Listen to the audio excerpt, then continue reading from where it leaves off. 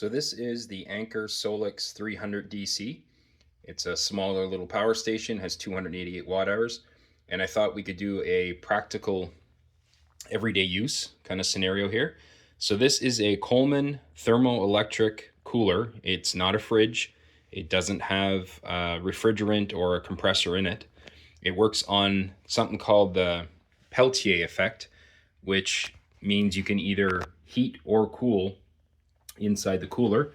And you can see here on the cord, depending on which way you have it plugged in, right now you have blue to blue, so that will cool inside.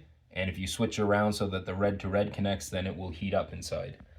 So I have the ThermoPro sensor sitting in there, and they recommend if you're using this as a cooler to have stuff already chilled to put in it to help it get down to temperature.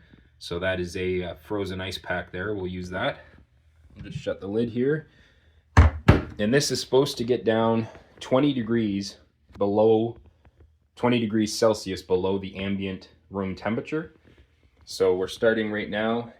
Inside the cooler is 18.3 degrees and the ambient air temperature is 19.4.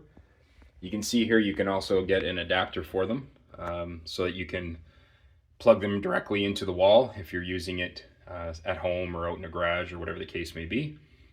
But today we're going to see how long this little guy can run this cooler. So we'll start it up here. You can hear the fan on it kicks on right away. And it won't shut off. These don't get to a set temperature and then turn off, so it'll run the whole time. So it's a good little test. And the reason why I wanted to use this Coleman cooler is that they've been in production since the late 90s. So 35 or more years they've been making this thermoelectric cooler. They're very popular. A lot of people have them. So I thought that'd be a good test for us. So I'll come back in a little while and see what temperature we got down to and how much of the battery we're using. So we are 3.5 hours in. We're coming up on 50%.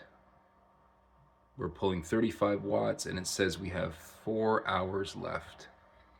So we'll see if it'll run for another 4 hours, give us 7.5 hours. And here's the temperature. There is a 20-degree difference from inside the cooler to the ambient air temperature. So that's on par with what they say it can do. And I did double check online to see. They produced these coolers starting in 1996, so it's coming up on 30 years. So there's quite a few of them out there. Anyway, guys, I will let this run and we'll see if we'll get the full 7.5 hours that it's predicting out of it. So I'll see you in a bit. All right, so I just checked the timer and we're just past 7.5 hours. You can see here it's gonna shut off soon. Got about 2% left. The temperature is 2.8 degrees Celsius inside the cooler and 21 out, so that's still pretty good.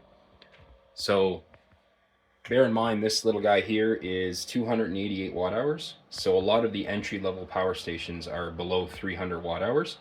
So this gives you an idea. You could run this cooler if you were tailgating or out camping.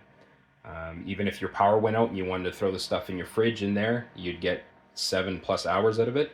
And if you had a small solar panel, say a 60-watt solar panel that you could put outside, you could keep this little guy running for quite a while. So it's a pretty good example of what one of these little guys will do for you.